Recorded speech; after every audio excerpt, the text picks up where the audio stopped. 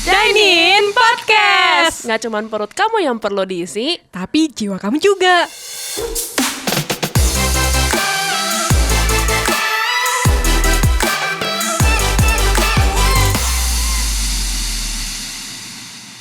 halo Diners, dengan Nana di sini. Dengan Swenda di sini. Mantap. Nah, oleh Diners, minggu kemarin kan aku udah janjiin nih, kita bakal ngebahas tentang detail dari rumah singgah ini. Kan pasti penasaran dong, masa sih kok ada tempat singgah untuk orang-orang yang terbuang gitu kan? Orang-orang mantan narapidana, orang-orang yang kesannya dibuang dari keluarga gitu kan, dan ini dikumpulkan di rumah singgah ini. Nah, hari ini kita bakalan ngobrolin tentang itu bareng sama Kak Swenda. Boleh dong ceritain dong kok gimana sih tentang rumah singgah ini tuh gimana gitu? Kayak seperti apa bentuknya gitu? Kalau tempatnya sih ya rumah biasa. Rumah biasa. Kegunaannya ini jadi tempat tinggal sementara untuk orang-orang yang dibuang. Oh, jadi sebenarnya waktunya itu berapa lama itu? Kayak misalnya untuk tinggal di sananya gitu. Ini sih balik lagi ke orangnya masing-masing ya.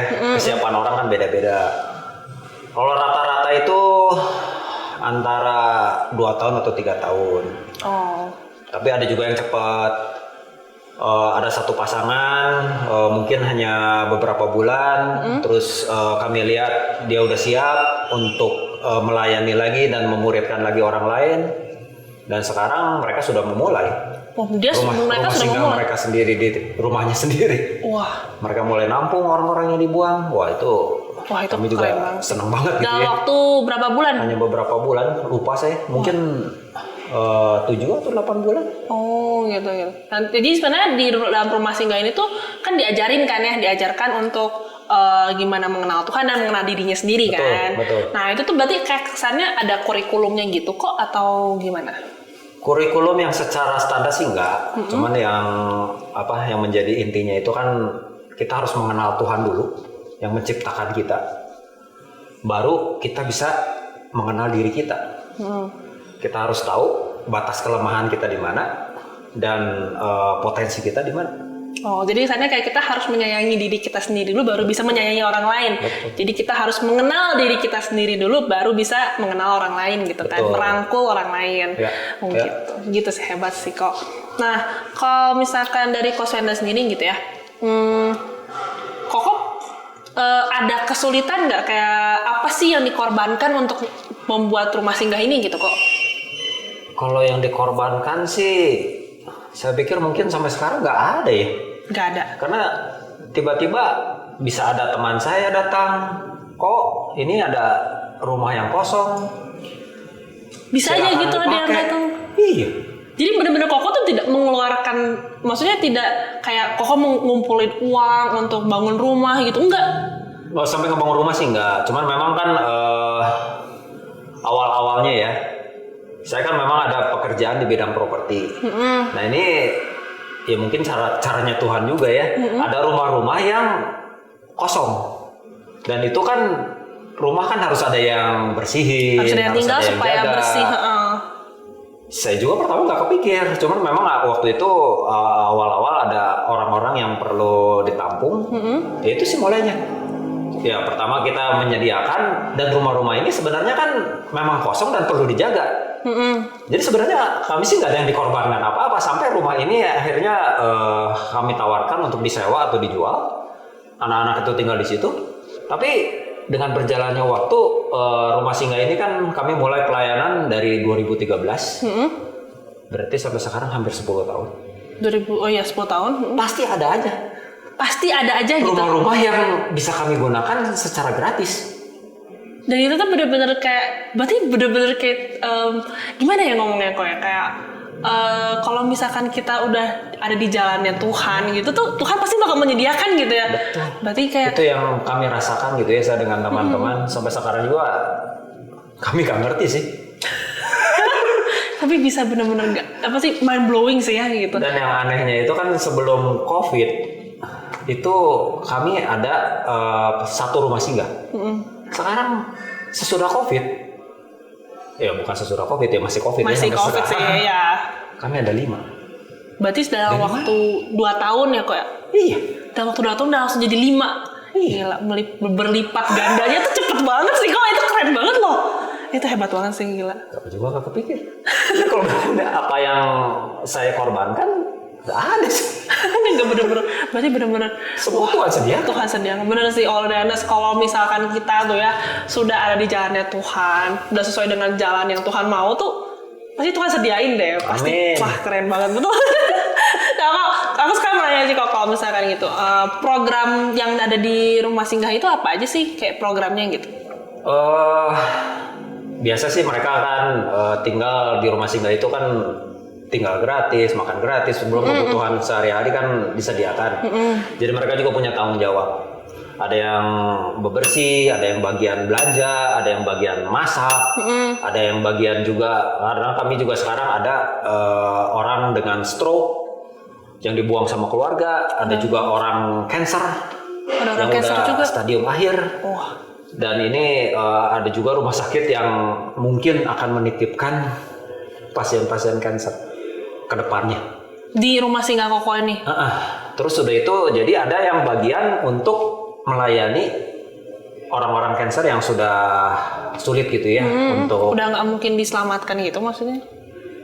Atau Dan ini juga ada satu cerita di tengah COVID ada anak yang dibuang oleh keluarganya karena dia menderita penyakit ataksia. Ataksia itu jadi seluruh otot badannya makin lama makin lemah dan akhirnya otot jantungnya akan Melemah juga. Kalau dari segi medis dokter udah bilang sudah tidak ada harapan.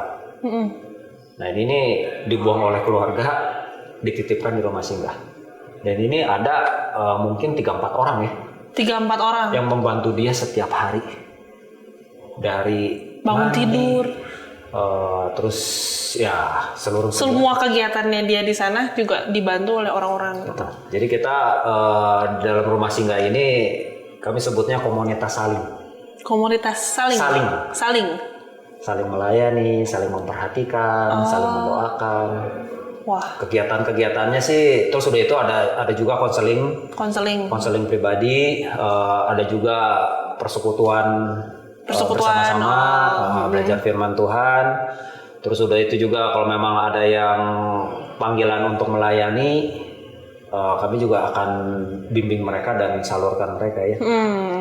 Nah kalau misalkan tujuannya itu apa sih kok, kayak misalkan sebenarnya rumah singgah ini teh untuk orang-orang untuk ditampung nih. Nah, goalnya itu tuh kemana gitu? Ya kami sih berharap orang-orang ini kan sebenarnya jadi sampah masyarakat ya. Jadi orang-orang benar-benar sama dibuang lah ya keluarga, gitu. dibuang sama masyarakat. Ya kami sih berharap dan kami melihat sih ada beberapa ya, memang nggak semuanya. Dari sampah masyarakat menjadi berkat untuk masyarakat. Menjadi dampak yang wah banget lah untuk masyarakat gitu kan. Yang tadinya dibuang oleh keluarga, sekarang bisa menjadi berkat juga untuk keluarganya.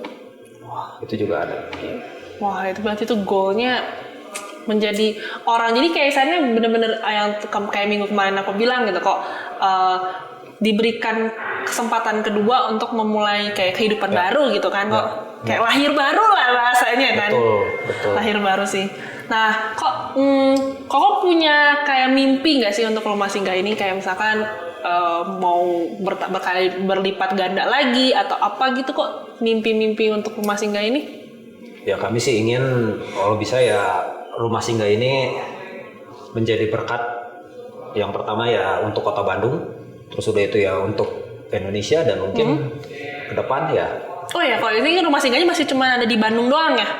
Sementara ini sih yang kami kelola di Bandung, tapi kami sekarang juga ada jaringan ya kerjasama dengan beberapa kota dan di luar pulau juga ada. Di luar pulau juga ada. Ini baru bulan lalu ada seorang dokter teman pelayanan saya juga datang ke Bandung dan survei rumah singgah, dan dia juga langsung mengajukan untuk membuka rumah singgah sama-sama di Papua. Karena itu kebutuhannya besar sekali. Oh, banyak karena mungkin di sana mungkin ada banyak lah ya yang membutuhkan gitu.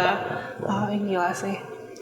Mimpinya supaya bisa ada di seluruh Indonesia lah ya. Didoakan ya, amin. supaya makin banyak, bener-bener banyak banget di seluruh Indonesia gitu. Ya. Nah, kok challenge-nya itu apa sih di rumah singgah ini? Challenge. Selama menjalankan rumah singgah ini, challenge-nya apa? Ketemu orang yang macam-macam, dari yang menyeramkan. itu betul-betul, dan kita juga perlu orang yang banyak untuk melayani. Challenge dari masyarakat juga ada. Challenge dari masyarakat tuh maksudnya kayak ditolak gitu dari Ya. masyarakat gitu. Kalau secara umum orang-orang begitu kami ngobrol gitu ya tentang rumah singgah, wah mereka bilang ini bagus rumah singgah. Tapi begitu rumah singgahnya ada di sebelah mereka, kebanyakan komplain.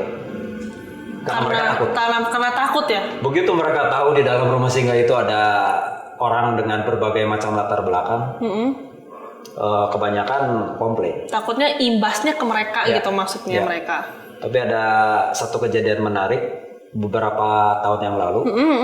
Di salah satu rumah singgah kami, tetangganya ribut terus sampai akhirnya dia panggil RT dan panggil polisi. Karena komplain terus.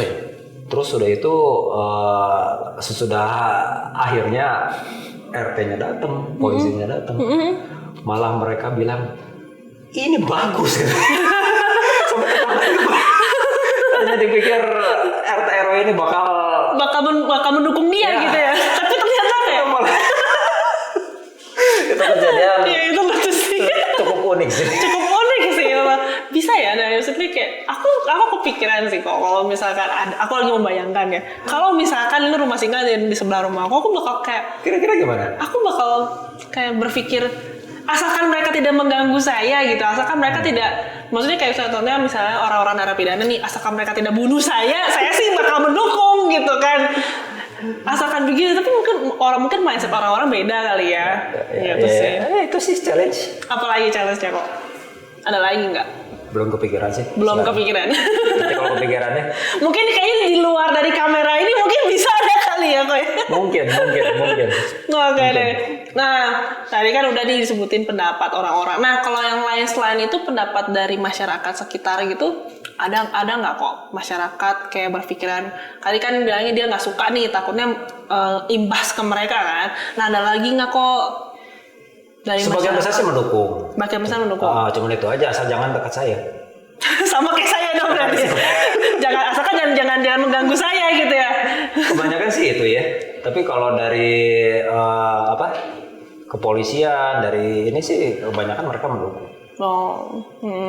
Mendukung soalnya ya, jadi ada tempat penampungan, kesannya kayak panti asuhan untuk orang-orang terbuang gitu ya. Kalau panti asuhan untuk anak-anak, ini panti apa ya sebutannya? Rumah singgah. Kan rumah singgah ini sudah berjalan cukup lama nih kok. Ya. Nah, dampaknya itu apa sih kok dari rumah singgah ini?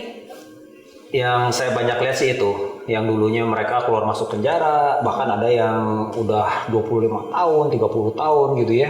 Di penjaranya? Keluar masuk dari satu penjara ke penjara lain, ya akhirnya ada perubahan. Ada perubahan. Dari yang dulunya sampah masyarakat, akhirnya sekarang dia juga ikut melayani dan menjadi berkat juga bagi banyak orang.